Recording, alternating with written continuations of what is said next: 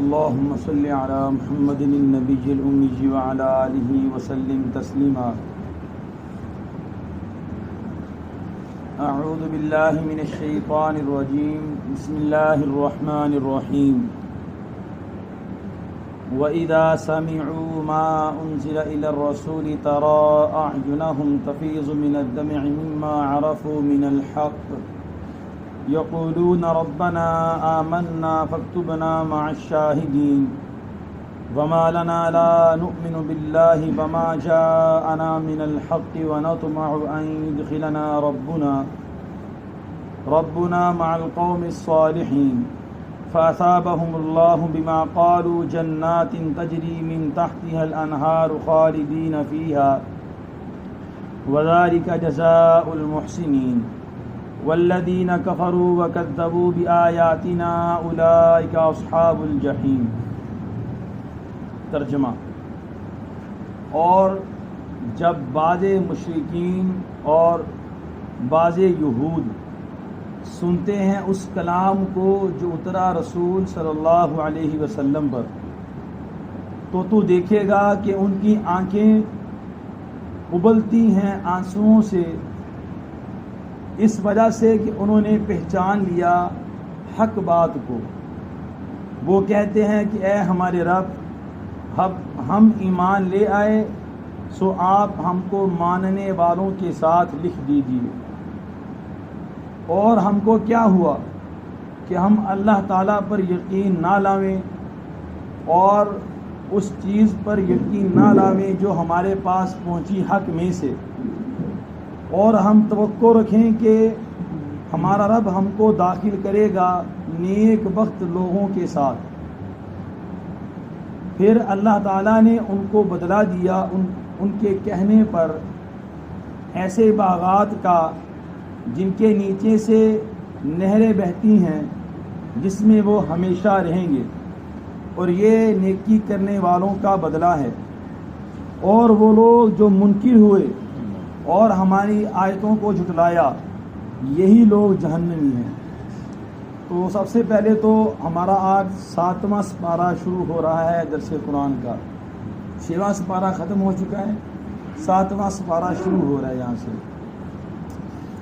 گزشتہ درس قرآن کے اندر آپ حضرات کے سامنے یہ بیان کیا تھا کہ یہود اور مشرکین کی عناد مسلمانوں کے ساتھ جتنی تھی اتنی عیسائیوں کی نہیں تھی.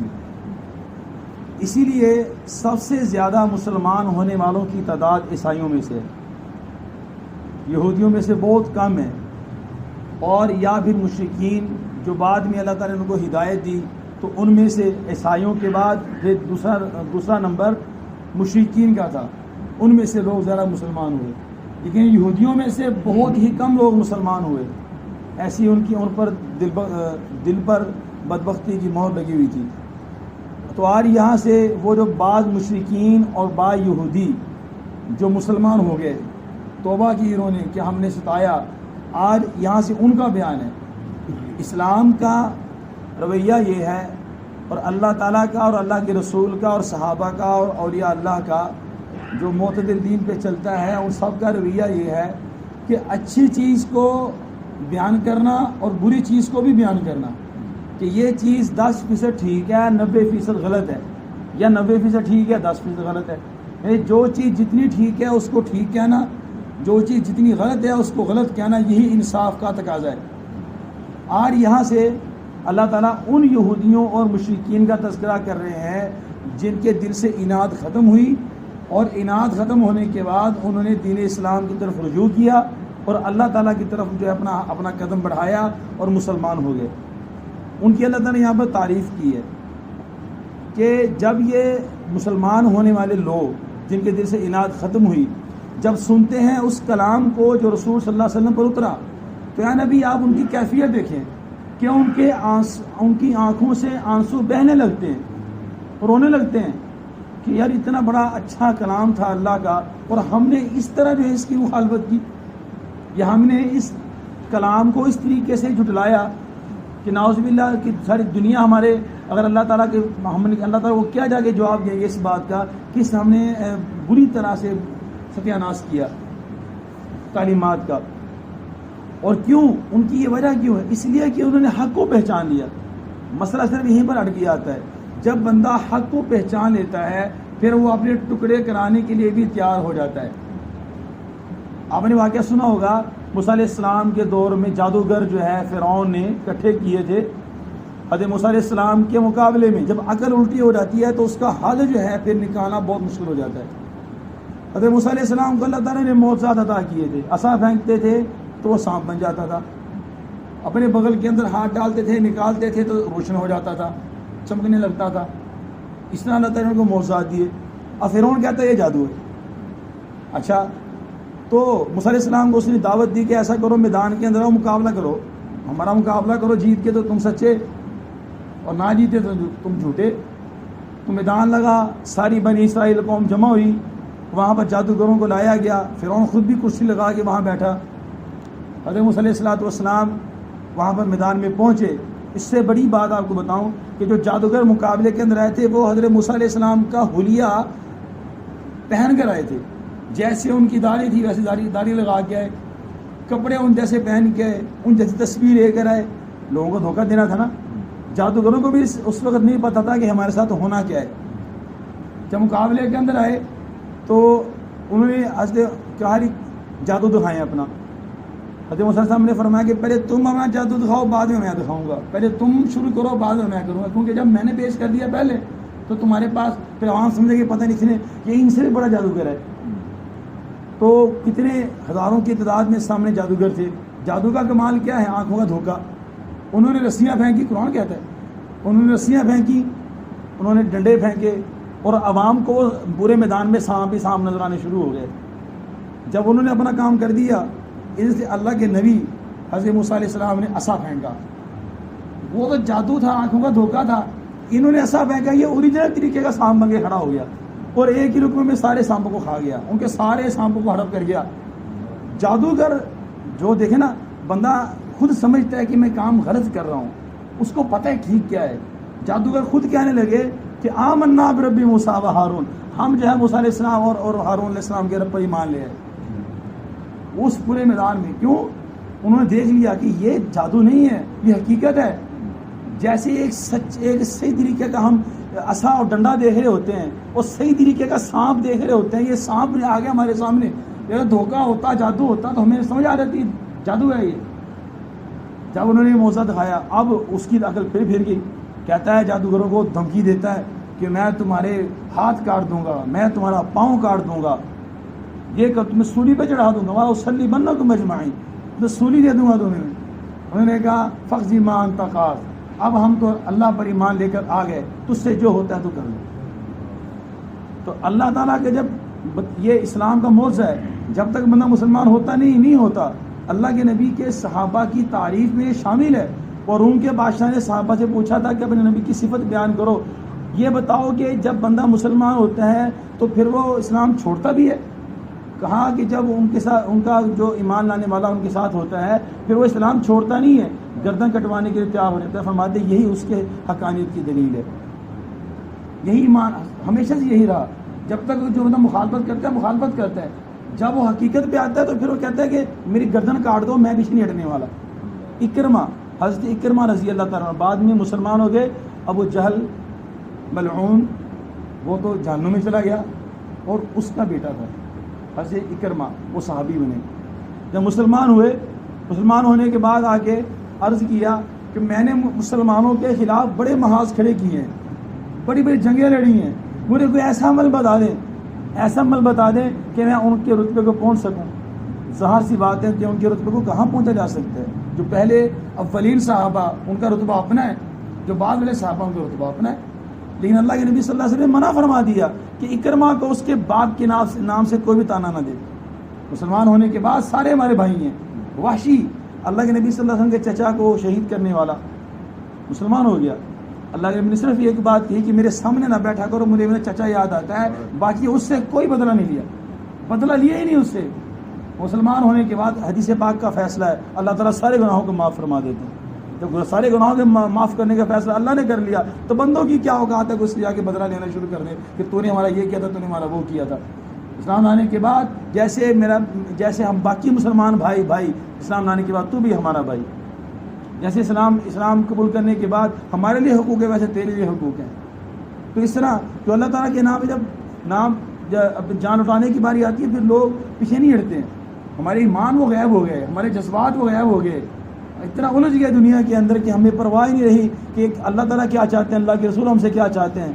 کیا ہم نے کبھی اللہ کی چاہت پہ، اللہ کے رسول کی چاہت پہ اپنی چاہت کو قربان کیا؟ کبھی زندگی میں سوچ کے دیکھیں. جب بھی دیکھیں ہم تو جواز تلاش کر رہے ہوتے ہیں کہ یہ کہیں سے جواز مل جائے تو ہم کر لیں. کیا وہ عزیمت بھی ہمارے لیے ہے؟ حضرت میں نے کہا اکرما اگر تم جو ہے ان کا ساتھ چاہتے ہو تو ایک ہی طریقہ ہے کہ جاؤ جا کے میدان جہاد میں جا کے شہید ہو جاؤ. بس میدان جہاد رکھا تو حضرت اکرما صحابہ فرماتے ہیں اپنے گھوڑے سے اتر گئے نیچے. مسلمہ کذاب کی طرف جب لشکر گیا گھوڑے سے نیچے اتر گئے اور اترنے کے گھوڑا بھی تھا بھاگنے کے لیے لیکن پیدل دوڑنے لگے. کسی نے کہا اکرما گھوڑے پہ سوار ہو جاؤ. کہا نہیں، آج تو مجھے اپنے سارے کے سارے گناہوں کی توبہ کرنے کا موقع ملا ہے. اور بھی سارے لوگ دیکھیں گے اکرما کیا کرتا ہے، جا کے شہید ہو گئے جا کے. کہا ہم اپنا یوں کرتے ہیں، یہ ہے توبہ. اس طرح اللہ تعالیٰ کے نام پہ. تو جب وہ مسلمان ہو گئے تو اللہ کے نبی سے فرمایا جناب آپ دیکھیں ان کی آنکھوں سے آنسو بہتے ہیں کیونکہ انہوں نے حق پہچان لیا. اور یہ دعا کرتے ہیں ربنا، یہ دعا آپ بھی مانگ رہے ہیں، ربنا آمنا فاکتبنا مع الشاہدین. اے ہمارے رب ہم ایمان لے آئے ہیں، اب ہمیں ماننے والوں کے ساتھ شامل کر دیجئے. ہم نے بڑی مخالفتیں کی ہیں اسلام کے خلاف، ہم نے بڑے محاذ لڑے اسلام کے خلاف. اب ہم مسلمان ہو چکے ہیں، اللہ اب ہمیں ماننے والوں کے ساتھ شامل کر دیجئے. جیسے نبی صلی اللہ علیہ وسلم کے باقی صحابہ ماننے والے ہمیں بھی ان کا ساتھ عطا فرما دیجئے، ان کے شمار مل جائے. پھر آگے وہ کہتے ہیں ہمیں کیا ہوا کہ ہم اللہ پر ایمان نہ لائیں اور اس تعلیمات پر ایمان نہ لائیں جو ہمارے پاس حق آیا، اور ہمیں توقع رکھے کہ ہمارا رب ہمیں داخل کر دے گا. یعنی اب ہمیں سمجھ آ گئی ہے، اب ہم جنت میں جانے کے لیے تیار ہیں. اے اللہ ہم آپ کے پاس آتے ہیں. یہ دعا کی. اللہ تعالیٰ نے کیا اعلان کیا ان کے لیے؟ فَأَثَابَهُمُ اللَّهُ، اللہ تعالیٰ نے ان کی اس بات کرنے پر ان کو تحفہ دیا، ان کو انعام دیا کہ کس چیز کا؟ جنات، باغات کا. ایسے باغات جن کے نیچے سے نہریں بہتی ہیں، اس میں ہمیشہ رہیں گے. جنت حاصل کرنا کوئی آسان کام نہیں ہوتا. ہم سمجھتے پتہ نہیں بس تھوڑی دیر کے لیے مسجد کے اندر آ گئے، نماز پڑھی، ہمارے جنت پکی ہو گئی ہے. جان کی، مال کی، خواہشات کی قربانی کرنی پڑتی ہے پھر جا کے کہیں جنت ملتی ہے. جنت اتنی آسان نہیں ہے، اتنی آسان بھی نہیں ہے، اتنی مشکل بھی نہیں ہے. لیکن جب جس کو جنت مل جائے، حقیقی ٹھکانا جنت ہے ہمارا. فرماتے ہیں کہ ایک بندہ پوری زندگی دنیا کے اندر مشقتوں کے اندر رہا، مجاہدوں کے اندر رہا، لیکن اللہ کو راضی کر کے چلا گیا. اللہ جل شانہ جب اس کو جنت کا نظارہ دکھائیں گے، اوریجنل جنت بعد میں، پہلے اس کا تھوڑا سا سایہ قبر میں، تو قبر میں جاتے ہی سارے غم بھول جائے گا، جاتے ہی اس کا استقبال شروع ہو جائے گا. جنت کی کھڑکیاں کھول جائیں گی، ریشمی بستر لگا دیے جائیں گے، فرشتے مقرر کر دیے جائیں گے، حوریں آ جائیں گی اور اس کو سلا دیا جائے گا. کہا تو جنت قیامت کے دن تلے اٹھایا جائے گا، سارے غم بندہ بھول جاتا ہے.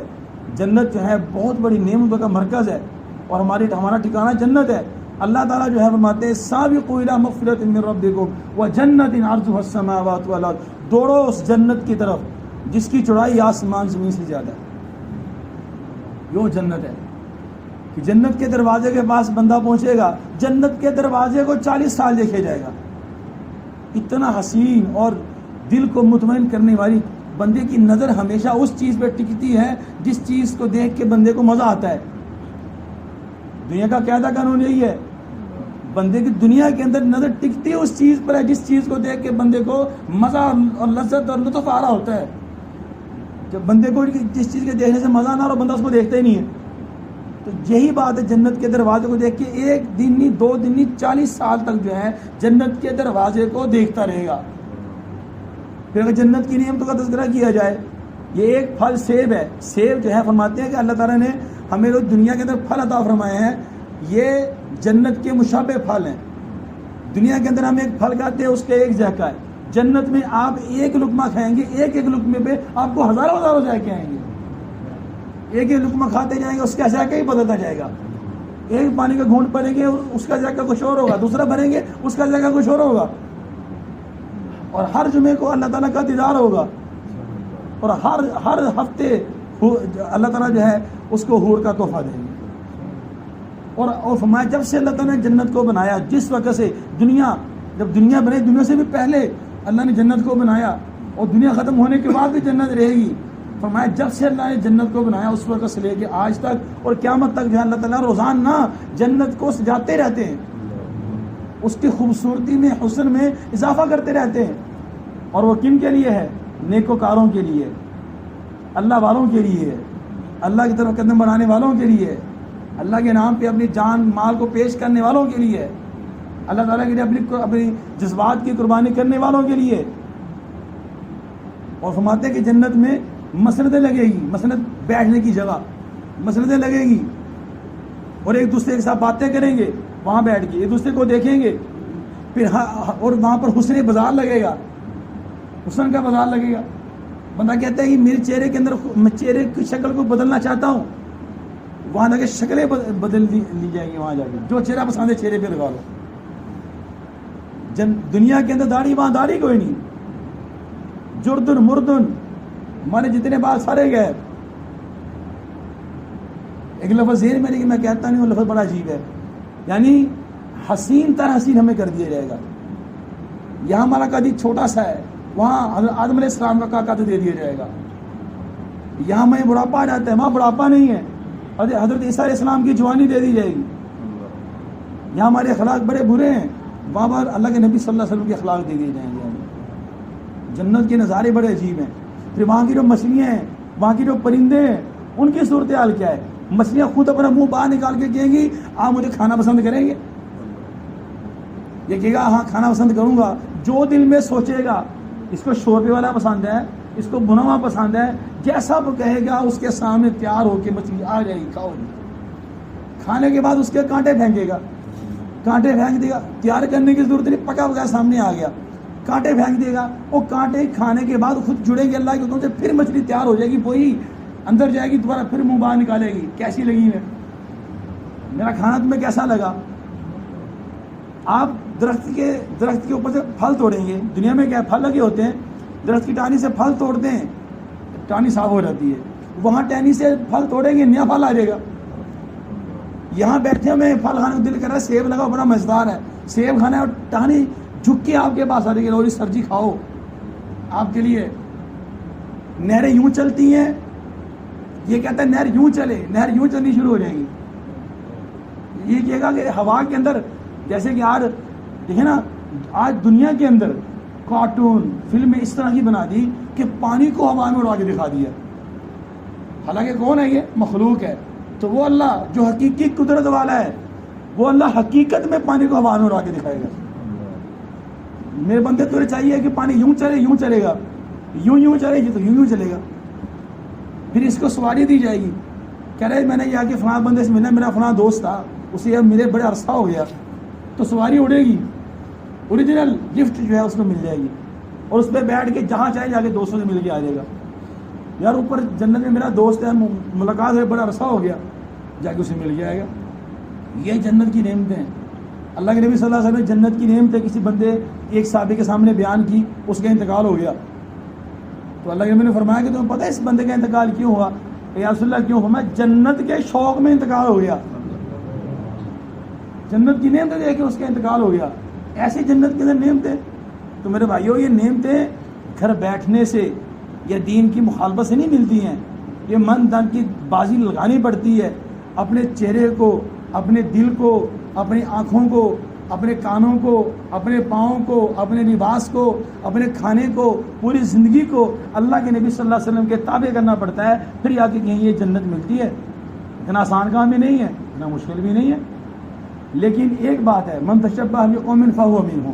جو بندہ اس قوم کی مشابہت اختیار کرے گا، حدیث پاک کا فیصلہ ہے، اسی قوم سے اٹھایا جائے گا.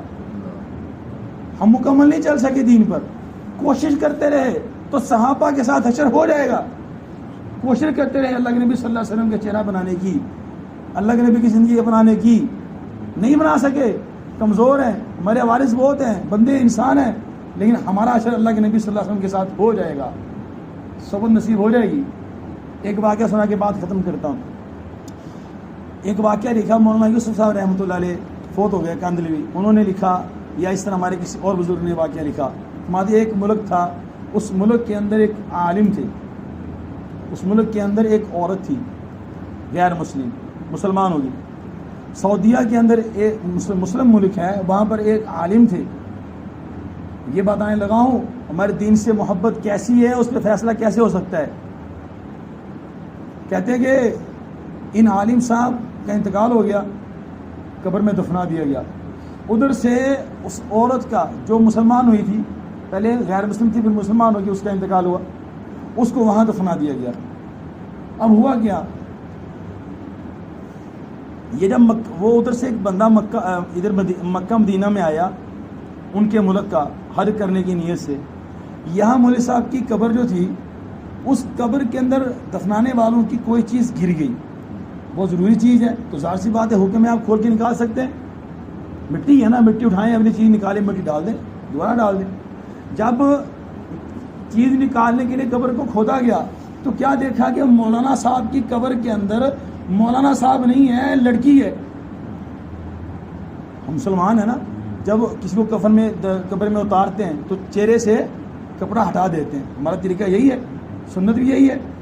اب ان کو اس لیے پہچان ہوئی کہ یہاں تو ہم نے مولانا صاحب کو قبر کے اندر دفن کیا تھا، تو یہ لڑکی کہاں سے آئی.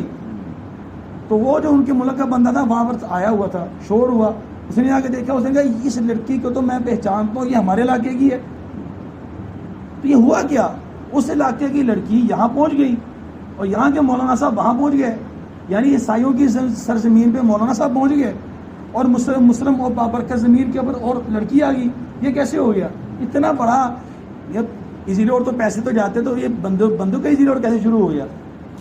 آسان لوگوں کا سمجھا رہے تو پریشان ہو گئے.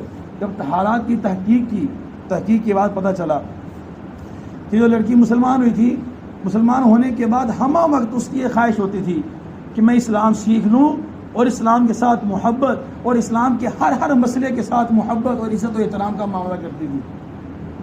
اور مولانا صاحب عالم ہونے کے باوجود، مسلمان ہونے کے باوجود، جب غسل کی حالت ہوتی تھی تو کہہ رہے تھے کہ عیسائیوں کا کتنا پیارا مذہب ہے کہ ان کو نہانے کی ضرورت نہیں ہوتی ہے. چھوٹے سے مسئلے کی تحقیر کی. اللہ تعالیٰ کو یہ تحقیر تو عیسائیوں کے ساتھ مشابہت کرنا چاہتا ہے، اتنی اللہ تعالیٰ کو ناپسند ہے کہ اس کو اٹھا کے ان کی سرزمین پہ بھیج دیا، تو یہاں مسلمانوں کے اندر دفن ہونے کے قابل ہی نہیں ہے. اور اس کی اتنی سی بات اللہ تعالیٰ کو پسند آ گئی کہ اسلام کے لیے شوق تھا، اللہ تعالیٰ نے اس کو اٹھا کے جو ہے مسلمانوں کی قبر میں قبرستان میں داخل کر دیا. من تشبہ بقوم فہو منہم، جو بندہ اس قوم کی مشابہت اختیار کرے گا اسی کے ساتھ اشر ہوگا. یہ تو دنیا کے اندر دکھانے کے لیے ایک واقعہ ہو گیا. اللہ تعالیٰ عام طور پہ پردہ والا معاملہ کرتے ہیں، لیکن کل قیامت کے دن میں سارے نبیوں کے سامنے، سارے صحابہ کے سامنے، سارے تابعین کے سامنے، امام ابو حنیفہ رحمۃ اللہ علیہ کے سامنے، امام مالک رحمۃ اللہ علیہ کے سامنے، امام شافعی رحمۃ اللہ علیہ کے سامنے، بڑے بڑے بزرگان عبد القادر جیلانی رحمۃ اللہ علیہ کے سامنے، ذوالنون مصری کے سامنے بلا کے جب کہا جائے گا کہ یہی وہ بندہ ہے جو دین کا مخالف تھا، جس نے رسول اللہ صلی اللہ علیہ وسلم کے دین کا ستیہ ناش کیا تھا، تو بتاؤ وہاں پر ہماری کیا عزت رہے گی. اس لیے اللہ نے فرمایا لا تسبدوا وجہی یوم القیامہ، اے میرے امتیوں میرے چہرے کو کل قیامت کے دن میں کالا نہ کروا دینا. سب کے سامنے جو ہے پکار کے کہا جائے کہ فلاں نبی کا امتی، فلاں کا بیٹا، فلاں کا باپ، فلاں کا بھائی، فلاں کا یہ، اس کو جو ہے جہنم کا سرٹیفکیٹ دے دیا گیا. میری تم نے کیا عزت کا لاج رکھی ہے؟ کیا تمہیں میرے دانتوں کا ٹوٹنا یاد نہیں آیا؟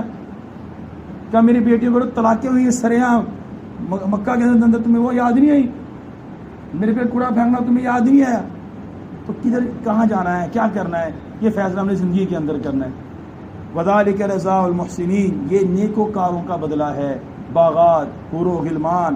والذین کفروا وکذبوا بآیاتنا، انہوں نے کفر کیا اور ہماری آیتوں کو جھٹلایا. دھمکی ہے یہاں پر، کفر کیا ہماری آیتوں کو جھٹلایا.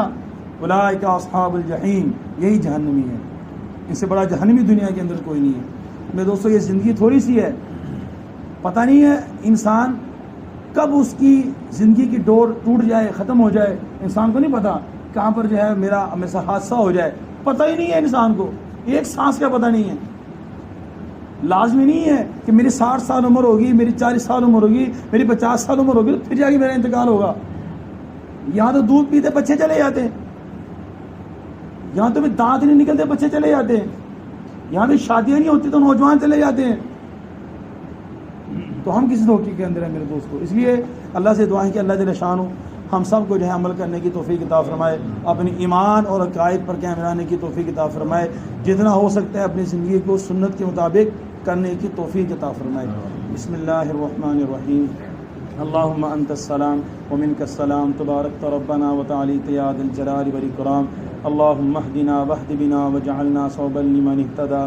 ربنا آتنا فی الدنیا حسنۃ وفی الآخرۃ حسنۃ وقنا عذاب النار.